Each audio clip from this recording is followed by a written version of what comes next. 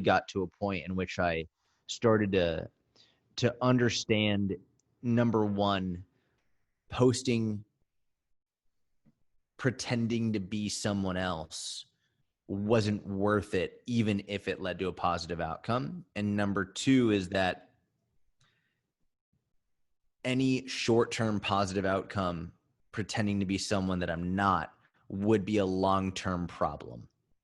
It would turn into a long-term issue of whether it's, you call it imposter syndrome, whether it just manifests in extreme insecurities and anxiety. I realized that I needed to start posting what I am actually like and who I'm like and what I do and what I believe in, because if I'm really in this for the long game, I can't pretend forever. So and as a happy coincidence, by being more of myself and just being me and goofy and weird and nerdy and whatnot, people liked it better. They also liked it and related to it better, as opposed to only showing my best self.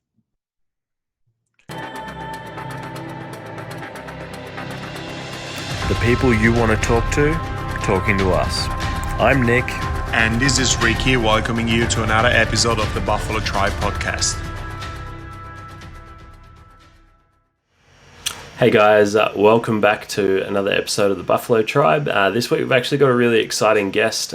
We have Jordan Syatt on the podcast. So, you may know him better as Syatt Fitness from Instagram, or alternatively, from being Gary Vaynerchuk's personal trainer for the last 3 years, day in, day out.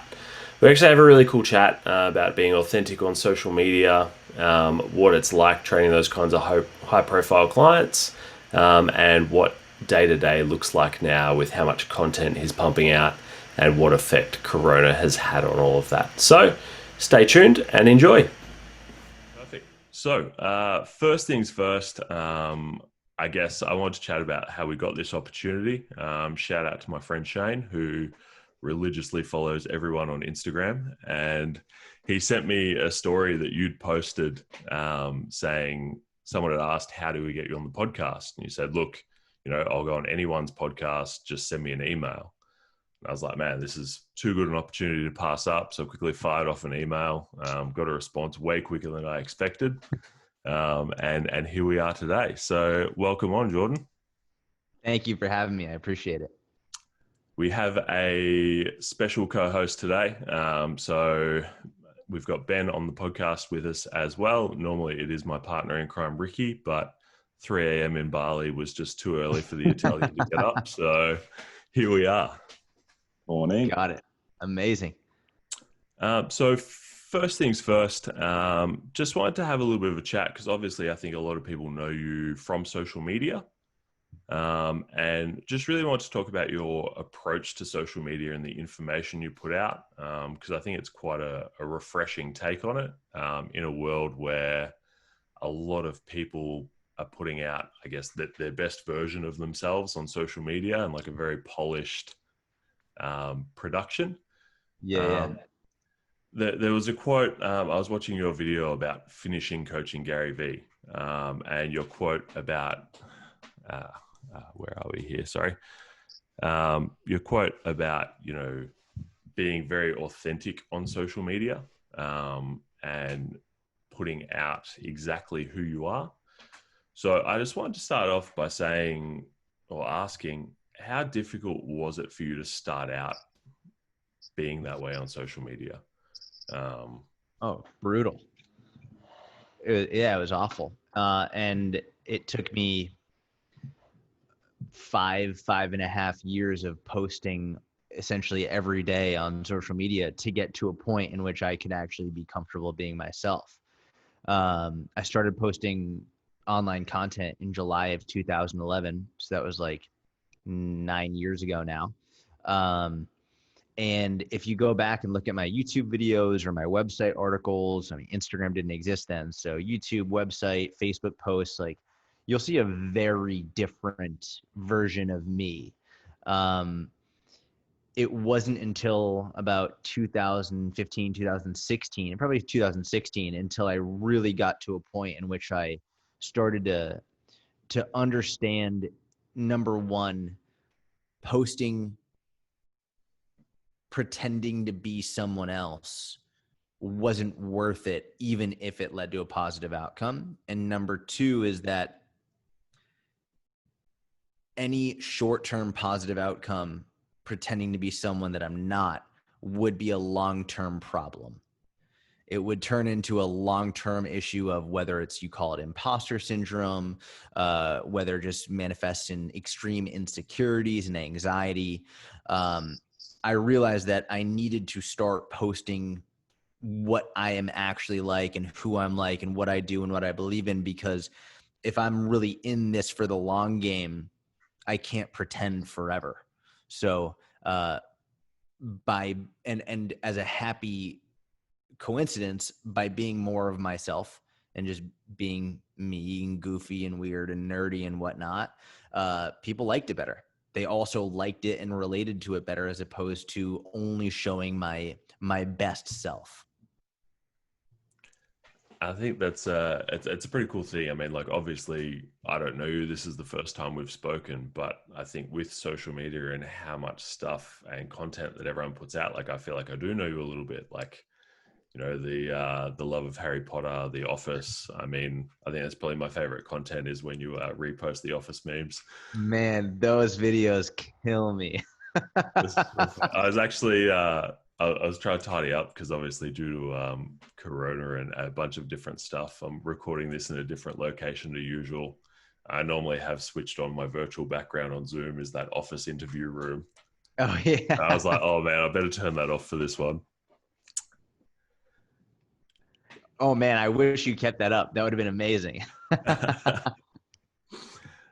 So just wanted to have a chat to you a little bit about your own training, because obviously you've progressed through the years from being a powerlifter, very successful powerlifter, deadlifting 4 times body weight, and then moving into, I guess, more training in jiu-jitsu currently.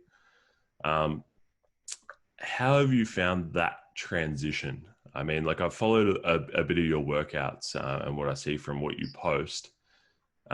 Just that transition from being so focused on that singular goal of increasing kilos on the bar to, I guess, I would say, like, probably a more well-rounded approach to fitness.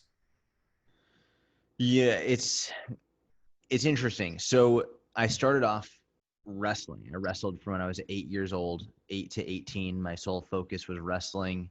And then after that, I switched to powerlifting. And then after powerlifting, I had almost like a quarter life crisis in regard to training, because I had spent my entire life up to that point at least competing in something, whether it was wrestling, soccer, baseball, or powerlifting. But wrestling and powerlifting were the two main ones I competed in. When I stopped powerlifting, I was like, what do I do? Like, I didn't even know like why I would go to the gym, what I would do at the gym. I had spent so long competing in powerlifting and writing about powerlifting and educating about powerlifting that I had this internal crisis of like, anything except from powerlifting is going to be a bad workout. So it was a very difficult time period in my life, because I was like, what do I do? Um, Couple that with starting coaching Gary Vaynerchuk, and I just stopped working out. I was like, I'm traveling all over the world, coaching Gary 7 days a week, 3 years straight. I'm exhausted working on my business nonstop. I was like, I'm just not going to work out. So I did very minimal workouts, very little strength training. And I went through this 2.5 year period of like essentially next to zero strength training. Then I started to get back into it once I stopped coaching Gary. Was very consistent for the better part of a year, worked back up to a pretty significant deadlift again. And then I got into jujitsu, which is very similar to wrestling. And it's interesting because even though it's a very different sport than powerlifting, the sole purpose is to lift as much weight as you possibly can. And jujitsu is more, you need more flexibility, you need more mobility, you need more strength, you need more endurance. It is more of a well-rounded approach to strength training. It's still competing. And it's the competition that drives my motivation. It's having something to show that, oh, I'm getting better, and I have a day by which I need to be my best. Having a day on which I need to be my best is a huge motivator, which I think a lot of, for example, CrossFit people can really understand. Like if you're doing CrossFit competitions, or even if just people in your gym are training for a CrossFit competition, it immediately helps motivate you to work harder. Um, so for me personally, the transition in style of training wasn't that difficult as long as I knew what my goal was. So when I stopped powerlifting and transitioned into jiu-jitsu, the goal changed in terms of one is getting as strong as possible, one is being able to choke other people out, but the overall competition aspect is really what was most important. I can definitely relate to that. I literally just signed up to a competition to force myself to take my training a little bit more seriously again. That Nice. That's awesome. signed end date is like a very key thing in training, I think. Or like Oh, something to work absolutely. towards. Yeah, there's a timeline. And it's when you have a timeline, you can be way more consistent, because otherwise it's just like, like I can always get back on track. I can always, it's if I miss this workout or don't give it my all, like not a big deal. But when you have a timeline, it's like, all right, I've got to be super consistent within this timeline, bring a high level of intensity. There are like essentially no excuses. And you can bring, and then once the competition's over, sure, take a little break, deload, whatever it is. But having that date is so helpful to actually being consistent and bring a high level of intensity. Which Do is, you? You're right, Nick. Go for it. I was just gonna say, which is kind of funny because it's a like completely the opposite approach to how we treat like everyday nutrition. Like, you say you can't fuck this up. It's like, Yep. there is no defined end date. It's, hey, you slip up, get back on track. Well, it's interesting. Like I treat myself differently than I would treat my clients, especially from the perspective of, I mean, I'm a fitness coach. Like I love this stuff. I know a lot of my clients do not love this stuff.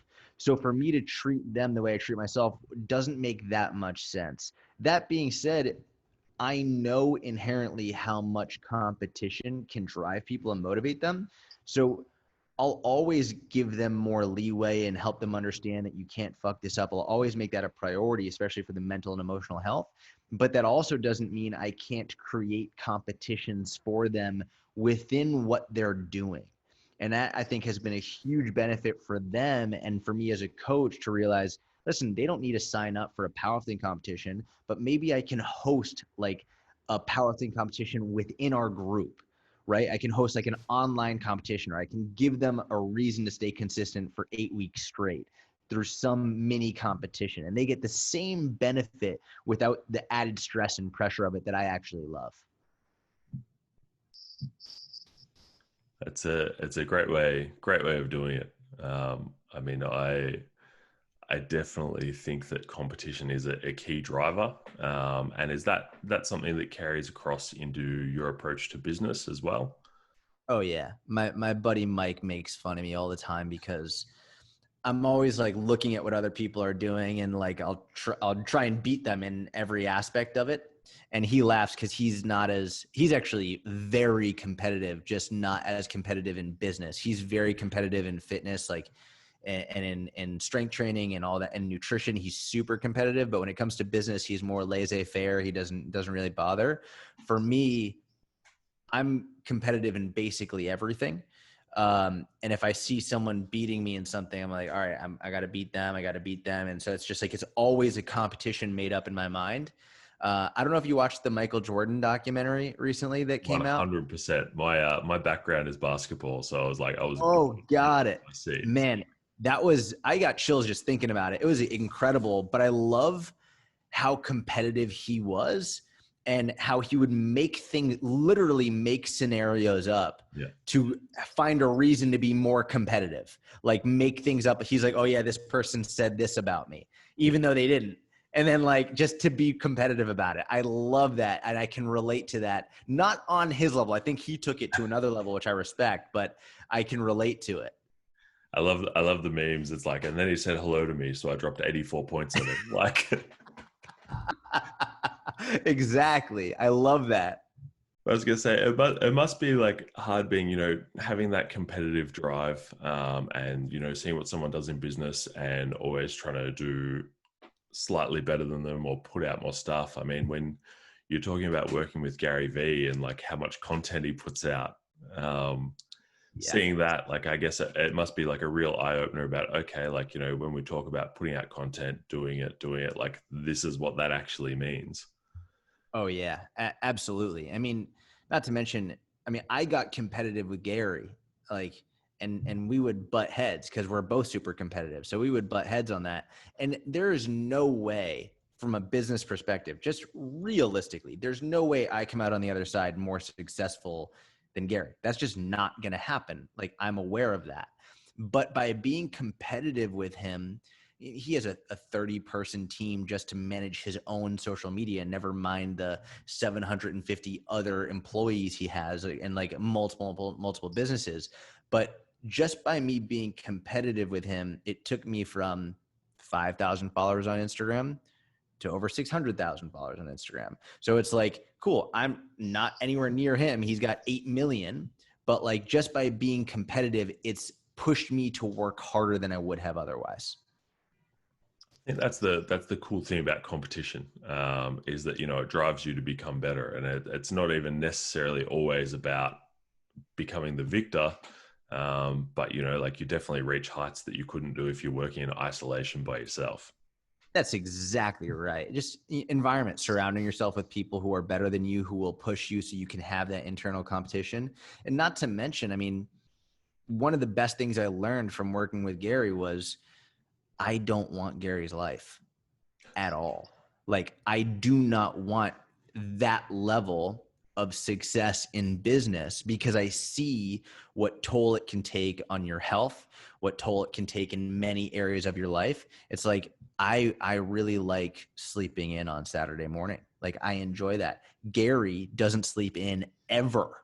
So it's like, cool. I know those 4-6 hours he's got for sure. But I consider it more successful for me to be able to sleep in on Saturday and be okay with it. So now it's like, cool, but still being around him, it still pushes me to work harder and be better. Yeah, definitely. I mean, I wanted to say, I mean, talking about that extra 4-6 hours, how much of your time would you say is spent on, I guess, creating content for social media? A lot. That's the vast majority of my time. Um, Currently, in this global situation with coronavirus and then a lot of stuff going on in New York City and the United States, it's less than it was. But that is the majority of my time. The majority of my time is thinking of content, planning the content, making the content, and distributing the content. That's by far what I spend the most of my time on during the week. And before coronavirus and before all this stuff, it was not only was it the most time during the week, it was an obscene amount of time during the week, just a lot. So, and I do other stuff as well, whether it's some admin work and just like there's other components that go into what I do as well. But the creation of content is the vast majority of what I do. Do you ever do you ever struggle? I mean, like, I look at content and I've always got a list of stuff that I need to create, need to do, whether it's for my own members or for wider consumption. But it's like it's a lot more, I guess, focused stuff at the moment, like a movement tutorial or that kind of content. Um, how often is it that I guess you're stuck for inspiration on what to create? Um, it's a good question, and I'm going to make the differentiation between stuck for inspiration on what to create versus stuck on inspiration to create. Right? It's like they're two different things, and I think it matters. So right now, with everything going on, I have had minimal inspiration to create on YouTube, on Instagram, on Facebook. I just, and a large part of it has to do with the culture on those platforms. And I don't want to be on those platforms. So I haven't been inspired to create on those platforms. at this point in my career, I rarely have an issue with coming up with content to create. So in terms of feeling inspired on what to create, that's not an issue for me. It's a skill, like coming up with content ideas and what to talk about, what to say. Um, you get better at it, just like with strength training, just like nutrition, just like basketball, jujitsu. It's a skill. The more you do it, the better you get. So if I ever need to come up with content, I can usually do it relatively quickly. Whereas I know some people, especially at the beginning of their career, they're the reason they don't post is because they literally don't know what to say. And that's not really an issue for me at this point. But right now, the biggest issue is overcoming the lack of inspiration and motivation to create, which is why I've actually made a huge push on TikTok because I really enjoy that platform. And it's growing like crazy. I love doing podcasting because there are no comments and it's like there's no like podcast culture. It's just like you put your podcast out and let it go. And Instagram, Twitter, Facebook, YouTube, the comments can just be brutal and like the culture, and you get lost in a web of consuming so much content. And then after 4 hours, I'm like, what did I just do? I feel gross. It's why did I spend all that time consuming all that useless content? So trying right now to spend time on platforms that I enjoy and that I don't waste so much time on. That's a really interesting thing. I mean, I was obviously sitting there last night watching some YouTube videos, some of your old videos, and then somehow that led me down a black hole of what YouTube was suggesting, and all of a sudden it was 2.5 hours later, and I was watching a video on flat lay photography, and I don't know how it got from you to there, but I was glued. Man, YouTube is a genius at keeping you on their platform. They know what to show you, how to like get what you're gonna watch. Like it's like Amazon. If they get you on their website, you're gonna buy something, and you're probably gonna buy more than you bargained for. I was listening to a podcast. It was a couple of months ago, one of Joe Rogan's podcasts with Ari Shafir, Yeah, and he was talking about how he created a YouTube account and he wanted to only see cat videos. So he just watched cat videos, liked them, commented on them, and it didn't take too long. The algorithm was literally just cat videos on his YouTube. Like it was that's hard for crazy. him to find anything else. That's crazy.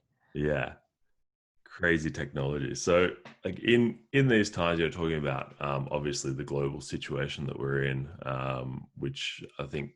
Well, I'm in Australia at the moment, as is Ben, and I think we're in a pretty good situation. Um, we noticed like in our business here, there was definitely a spike in people looking for online training, Yep. gyms being shut, people looking for home workouts. Did you notice a big spike in your business when this happened, or do you think people's priorities kind of shifted away from it? So when it first happened at the very beginning, when lockdown started happening, people started losing their jobs. There was actually a big decrease, a big drop. I think people were scared. I think people still are scared, but I think in that time, I mean, you watch the stock market, right? The stock market just tanked. So it was a good indicator of buyer behavior. So I think at that in those like first week and a half, it was really bad. It was a big tank, and then after that, it just what a blessing being in the industry that we're in and having my website and having my platform already built. It it went up again. It went up after that. Once people realized, okay, I might not have my job. I might not be able to go outside and do everything I do, but I can't not exercise. I can't not prioritize my health. So then it came right back up, and fortunately, things have been pretty good since then. I think too, like I think people have come to that realization that it's not just physical health and being in the gym, but for me anyway, I mean, training is definitely a large part of my mental health. Just Yeah, in how I view myself, how I view the world, and my girlfriend can definitely tell you that if I don't train for a few days, then I get a bit cranky and I'm just not quite myself. absolutely. So it's just wanted to touch on, like, I think talking before about, you being so open and honest on social media and being authentic, having a bit of a conversation about mental health, and seeing a therapist. Yeah. Yep. Uh, so I wanted to ask, I mean, was that something that's easy to share and talk about? Because I mean, I think there's still, like, stupidly, I think there's still a bit of a stigma sometimes, about seeking out help, which I think a lot of people are doing great work in trying to clear that up and make it normal as it should be. But was that an easier thing for you to post on social media because you've been so authentic all along? Um, Yeah, that post was not difficult for me to share. I think 2.5, 3 years ago, I would have been very nervous to hit the publish button. At this point, knowing who my audience is, knowing who my supporters are, having done stuff like this several times, just like being very honest and seeing the response, I knew it was going to be a great response. And it was. It was overwhelmingly supportive, very encouraging. Um, yeah, I think at this point in my career, there are very few things I wouldn't feel comfortable sharing openly. And I'm sure there are some things I wouldn't feel comfortable sharing. I mean, for example, my girlfriend and I came to the decision that we weren't going to share her information on my social media. So like, we don't share her name, we don't share her Instagram account. I like show her, I post pictures of her, she's on my story, but we don't feel comfortable talking about like what her name is in her Instagram profile because there's some really fucking weird people out there. And like, we don't want her getting inundated with messages from random people and all that. It's like, that's not what she signed up for. I signed up for it because that's like my job, not her. So there are some things I'm not comfortable sharing, but they're few and far between relative to what I do feel comfortable sharing. And I've always found the more open and honest I can be about what I'm doing, the better the response. Yeah, 100%. I mean, I think you can sort of see that. I mean, like, I follow your mini cut stories with interest, and even, like, talking about being open and honest. Talking about even like the smallest things on scale weight fluctuations. Like, all right, I'm gonna go take a shit, and this is what my scale weight's going to be afterwards. Yeah, exactly. It's just like it's that great thing of, like, all right, if you own exactly who you are and you put it all out there, there's nothing that can come back to bite you. There's no one showing up from the past saying, hey, he's not really that guy. Yep. What you see is what you get. It's funny. I mean, I see it like in person. Like when you're hanging out with people in person, you feel like someone's being fake. It doesn't feel good. Like, yeah, I don't like that guy. Something about him, like, I just don't feel like he's being real. It's same thing on social media. And the other thing is, you know how we have like business relationships and then friendships, and then we have all these different relationships in our life. When you go into a job interview, let's say, your initial interaction with that interviewer, with the people at the work, is going to be very formal. Oh yes, nice to meet you. Yes, great. Oh yeah. And it's like, as though like you might never swear, or never, like as though you don't even poop. You're just like, oh yeah, absolutely, yep, this is great, thanks so much for having me. But after you get to know them, you're like, yo, what's fucking going on? Like, yay, good to see you, whatever it is. And like, yeah, you send them a picture of your poop because that's what random dudes do. It's like, whatever it is, it's like you get that relationship, and the more you build the relationship with them, the more you do and say weird things, and you're just buddy buddy. And like, you think about the first time you met, you're like, why was I acting like that? And for me, the way I try and portray myself on social media is like I am with all of my buddies. It's like, I don't know about you, but sometimes my buddy Mike and I, like, we'll literally like here's a picture of my poop. Like, I know guys do weird stuff, but it's like, I'm not going to take a picture of my dump and put it on social media, but I'll let people know I'm pooping. And like, there are some people who are like, oh, that's gross. And I'm like, all right, you can unfollow me. But it's like, I'm just trying to be as open and as transparent as I can. I think that builds a great thing with your audience, because you know that they're there for you. Yeah. Because like you said, you've got the option on social media of unfollow, unsubscribe, you can block out exactly what you don't want to see. So I guess you kind of know that they're your people. Exactly. Yep. 100%. So I wanted to actually ask you about like a little bit about the rapport stuff. I mean, like obviously I'm fascinated in like the online business and online coaching because it's a huge part of my life. And my girlfriend's fascinated in the social media and posting because that's I guess that's what she does for a job. So she's like, make sure you ask about content schedule, inspiration. I was like, oh man, I was like, my audience, like they don't care about that at all. I was like, they just want to hear cool stories about training and like, what your life's like. But I did want to ask just for my own personal interest. I see like on your Instagram website, like you always say often like text me Yep. about the inner circle stuff. And I'm not sure whether that's just something that's not as common here in Australia as a way of like marketing the business. But I wanted to ask, do you feel like that's something that builds like a bit of a better rapport with people straight away? Like, cause I feel like, you text a buddy, like I would very rarely text a business.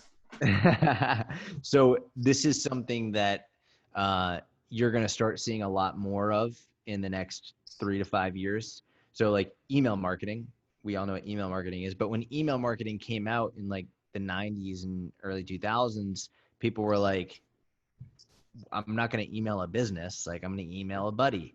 So it's like, that's why when email marketing first started happening, it was amazing because open rates were like 90% and people were selling like crazy, and email marketing still works, even though open rates are like between 20 to 30%. I'm sure you're already starting to get texts from businesses and stuff now, and like from marketing. And I even saw an option on my phone the other day to mark a text as spam, which I've never seen before. And we're going to start seeing that more and more. There are going to be junk folders in our texts for texting soon. But I will say first and foremost, the texting option that I have, it's not my personal number. It's an application that I have that allows me to text however many people I have, and I can do it like blast texting, just like I blast email. I think that right now, it does create more individual rapport. It creates more of like a close connection. There's no way I respond to everybody at all. I mean, I have thousands and thousands of people texting me, so it's literally impossible. But if I do happen to reply to them, they freak out, they go nuts, and like that's definitely a huge connection with them. But I think right now having that text platform is huge because that text platform, very few people like having unread text on their phone. Like people don't like seeing that, like, oh, you got one or two or three, whatever message. They want to open it at the very least, just so they can get rid of it. Everybody's going to open the text, and you can use that platform with tremendous success to reach people, to help people, to give them. During for about 2 months during Corona, I was sending a daily workout to people on my text list, a daily bodyweight workout. So people, they didn't have any equipment, might not have had the money to spend on a program, and for 2 months, I was sending a new workout every single day, 7 days a week. And it was wonderful. And people really loved it. And then after that, they wanted to support the inner circle. So once I stopped sending those, they came and joined the inner circle. And so there's a lot of benefits to it. But yeah, I think you get a lot of individual rapport with that texting platform. And with your marketing of your business, obviously working with Gary has probably been one of the best things for learning about marketing and promoting yourself and really putting yourself out there. How much of what you do now is based on what you've learned from him, and how much is like sort of, I guess, what you've learned from your own experience of like, okay, I've tried this, that didn't work, move on to the next? So the thing with that, I always laugh. Have you coached people in person, or have you? Yes. Yeah. So when people are like, oh man, you coached Gary in person, you must have learned so much. I always think like, let's say you coached a lawyer or an accountant in person. Like, did you learn a lot about accounting from like that client no, of course not. It's like the hour you're with that client is about them. Gary being outrageously busy, the 45 minutes I was lucky to get with him was about his workout. He would try and sometimes, if he didn't want to work out, he'd ask me about my business, and he'd try and get out of the workout. Hey, so what's going on? Like, how's everything going? Like, do you need any help? And I'd be like, let's get your workout in. He'd be like, all right. So the best thing that I think I got from working with Gary was watching how hard he works. Um, his schedule is outrageous. Like, people don't get it. That guy works. Like, he says it, but I don't think people understand it. He works harder than anybody. Like, he works harder than anybody. He's up at 5, 6 in the morning. He goes until midnight, 1 or 2 every day, nonstop. Every minute is booked in advance, from his shower to his drive to the office. Everything is booked. So for me, I think that was probably the greatest benefit, twofold. Number one, because I realized I could work harder and I could do more. I was wasting a lot of time. And number two is because, sort of like I said earlier, I was like, I don't want to work that hard. Like, I really don't. I don't want to live that life. So it gave me, from the side of, okay, there's a lot of time I'm wasting. I could do a lot more, but I also don't want to work. I don't want to work, I don't know, 150 hours a week or whatever. Like, it's just, I just don't want to do that. So, and I also don't want to be traveling all the time, and I don't want to be like in airplanes all the time and in hotels all the time. So, in addition to that, I think a more concrete thing I really learned from Gary is more about, like, just whatever it is you're feeling, whatever it is you're thinking, say it on social media. So, and it goes back to being authentic and being who you are. But for example, like, I know a lot of people they don't know what to say, right? So a lot of coaches tell me, well, I don't know what to post. I'm always like, well, cool. So say that. Say that you don't know what to post. And they're like, well, just say that. I'm like, no, idiot. Like, you got to go in more detail. But why do you want to post? Why do you care about posting? And they're like, well, I need to be consistent with it so I can help grow my business. I'm like, cool. Do your clients need to be consistent? They're like, yeah, of course. I'm like, so say, hey, I don't know what to post right now, but I need to post something because I told myself I would be consistent.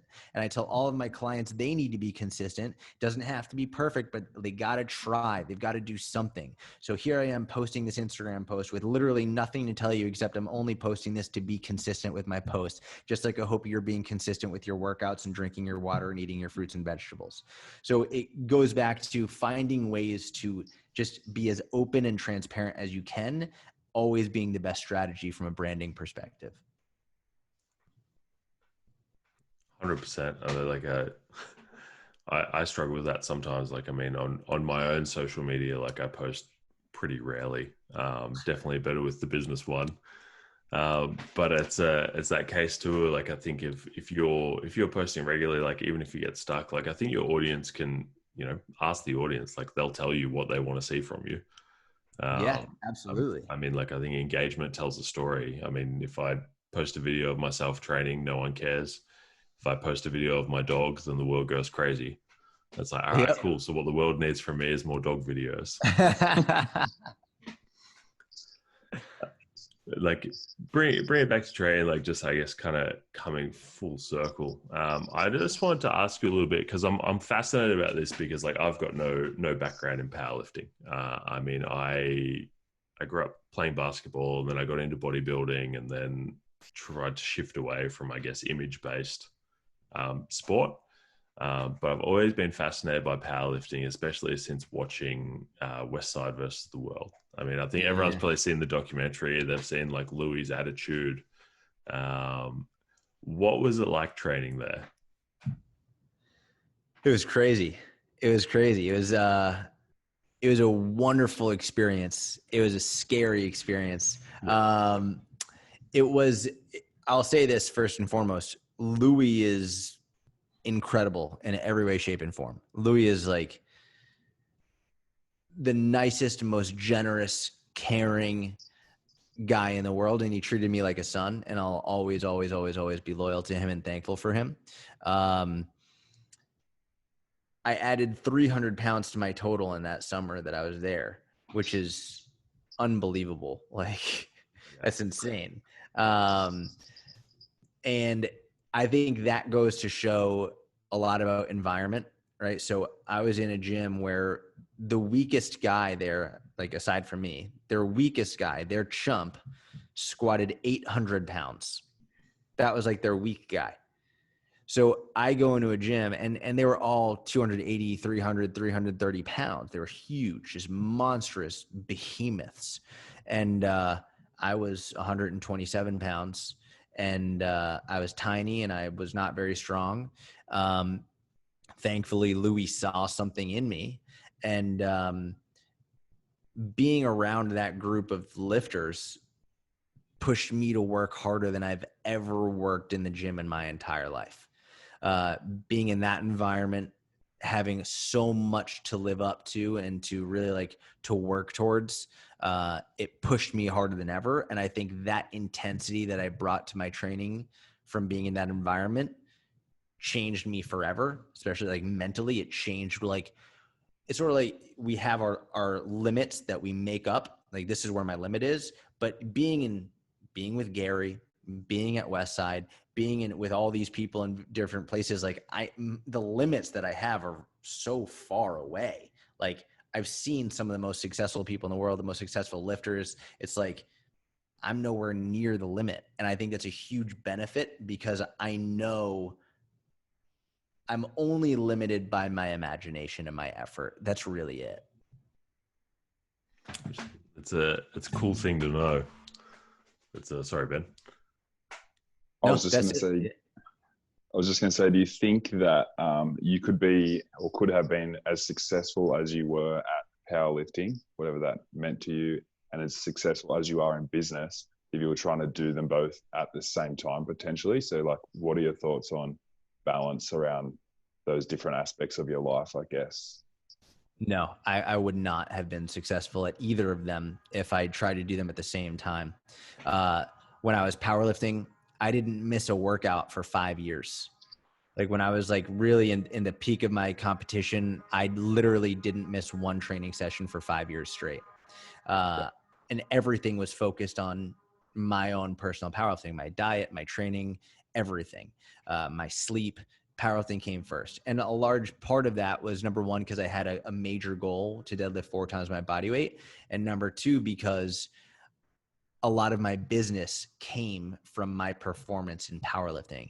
So as people saw me doing well, they wanted to work with me.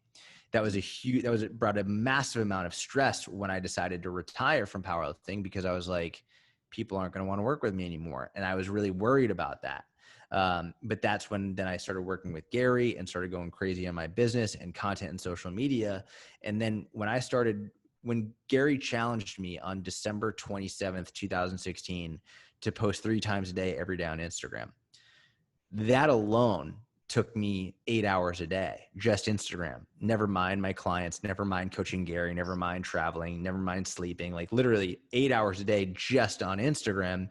And in that 10-month time frame, I went from 5,000 followers to over 200,000 followers. But I would never have been able to both compete in powerlifting and do that at the same time. That would have been completely impossible. We see it a lot, I suppose,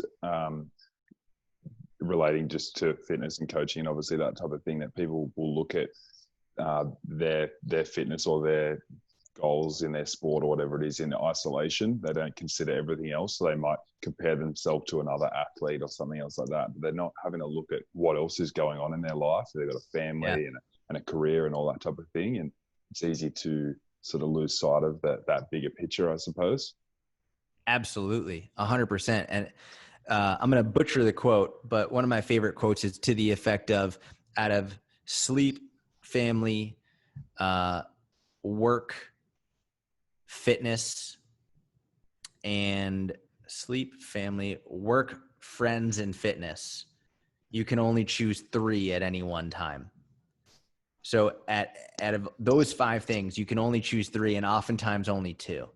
And like, if you're trying to do all 5, you're not going to get anywhere. It's impossible. You can't give everything that it needs in order to really move forward. So at any point in time, you're going to have to make sacrifices somewhere else. And that has held true for me throughout my career.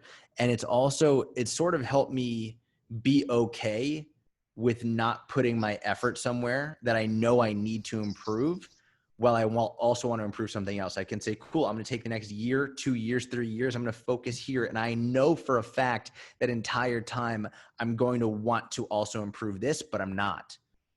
I know, like, I'm just not going to improve this bit. Like, the whole time I was working on my business, my sleep was awful. Like, I barely slept. It was a terrible, terrible 3.5 years of sleep. Now I sleep a ton and I feel great. But if I was like, cool, I need to get this much sleep every night, and I need to do this, and I need to strength train, like, dropping off on sleep and dropping off on strength training in order to build my business was one of the best decisions I ever made. It was not healthy, and I wouldn't recommend it to everybody, but that's what I knew I had to do in order to push my business to where it was. So I think that making sure that you're aware, it's like, well, it's like conjugated periodization. So we're like West Side. It's like, if you want to focus on one thing, you can improve everything else, but you got to focus on one thing and then switch it. And you can sort of periodize your life sort of the same way you'd periodize a strength training program. There's a quote about that, and I forget the exact quote, but it's like, to be a champion at anything is like you're basically defining what an unbalanced person is. That's exactly right. That Michael Jordan documentary definitely shows that. Yep, It's like 100% agree. Single-minded dedication to just like, all right, my goal is I'm going to be the best basketball player to ever do it. Arguably, we could talk about that for a long time, but I'm going to be the best to ever do it, and that's my whole focus. You know, I'm going to be at the gym 2 hours before you. I'm going to be there after you leave. I'm going to make up stories in my head. Like, it's something that I guess like I'm struggling with a little bit at the moment, because I guess my identity and who I've seen myself as has been, you know, this guy that's obviously training in the gym, being reasonably fit, reasonably strong. And now I'm like, you know what, like in 10 years time, no one's going to care what I lifted in the gym or what I did, but I'm definitely going to care where my business is at and how that allows me to live my life. That's exactly right. That's exactly right.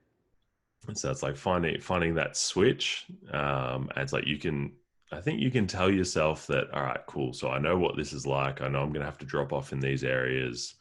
Telling yourself that and then learning to be okay with it at the same time is like two different things. So that's kind of where I'm at.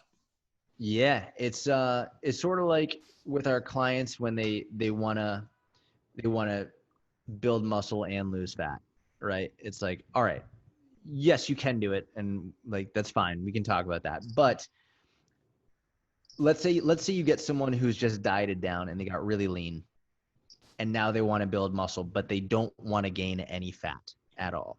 It's like, well, listen, I got a 6-pack now and I want to keep it. I don't want to lose it at all, and I want to build muscle. I'm like, listen, you have a bit of body fat in order to know that on the other end of it, and you decide to cut down again, you'll have more muscle, you'll be more defined, you'll be able to eat more food and stay at this level of body fat. It's like, if you only focus on what you want all the time and you never are okay with like, hey, I'm going to put this aside for right now, you're never going to get anywhere. You have to be okay with putting things on the back burner in order to chase what you know, like, long term is going to benefit you. Yeah, it's that thing I think of focusing on the trajectory, not where you're currently at or how far you are from your goal. It's like, all right, am I trending in the right direction? If so, keep going. If not, okay, maybe I'm not currently where I want to be. But if I'm going in the right direction, then it's easier to sustain that and keep going. 100%. That's right.